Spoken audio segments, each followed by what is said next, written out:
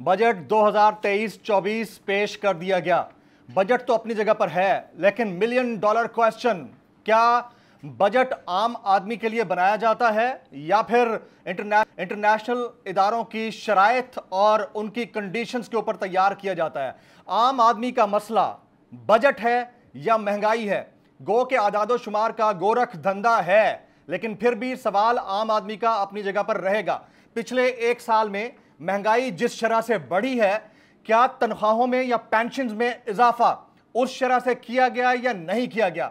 हुकूमत किसी हद तक अपनी सियासत बचाने में तो कामयाब हुई है, बट अगेन क्वेश्चन ये रहेगा कि आईएमएफ की शराइत को किस अंदाज से पूरा किया जाएगा और आने वाले आईएमएफ प्रोग्राम के अंदर हुकूमत महंगाई के हवाले से कितने बड़े इकदाम उठाएगी।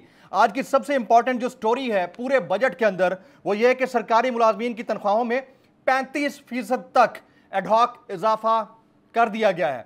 अब ये 35% तक जो एडहॉक इजाफा है, इसके अंदर शरह ऊपर नीचे है, यानी ग्रेड 1 से ग्रेड 16 तक 35% है, ग्रेड 17 से 22 तक 30% है, और इसके अलावा पेंशन में जो इजाफा है वो मुख्तलिफ है EOIBI के मुलाजमीन के हवाले से। और यहां पर सवाल यह भी बनता है कि टैक्सेस का जो हदफ रखा गया है, यानी 9200 अरब रुपए टैक्सेस का हदफ, उसको कैसे पूरा किया जाएगा? 0.29% आपके गुज़िश्ता साल की GDP थी, जो कि वज़ीर ख़ज़ाना मौसूफ खुद बता चुके हैं कि हमारा इक़्तिसादी सर्वे ये कहता है कि इट वॉज 0.29%। उसको आप 3.4 या 5% तक किस तरह लेकर जाएंगे?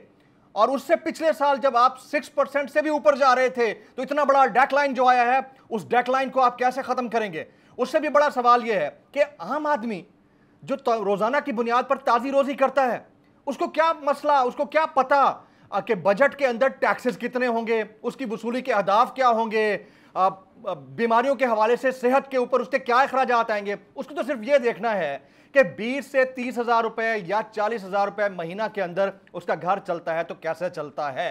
क्या पाकिस्तान की तारीख में कोई ऐसा वज़ीर ख़ज़ाना भी आया होगा जिसने 30-40 हज़ार रुपए कमाने वाले शख्स के हिसाब से उसके घर का बजट उसको एलोकेट करके देने की कोशिश की होगी? मुझे तो तारीख, सियासी तारीख हो या आमराना तारीख हो, ये कतई नहीं बताती कि आज तक ऐसा कोई वज़ीर ख़ज़ाना आया है। अदलो इंसाफ की बात सब करते हैं, पर हकीकत में सच के साथ निडर होके खड़े रहने की जुर्रत नजर नहीं आती। बोल ने तश्कील दी 10 कोर्ट रिपोर्टर्स की टीम, जो केस की बेस तक जा पहुंचे। पैनल पे सफ़े अव्वल के legal experts. Court round up Neelam Arshad के साथ, सिर्फ बोल पे। सब्सक्राइब करें और बेल दबाएं ताकि कोई खबर रह न जाए।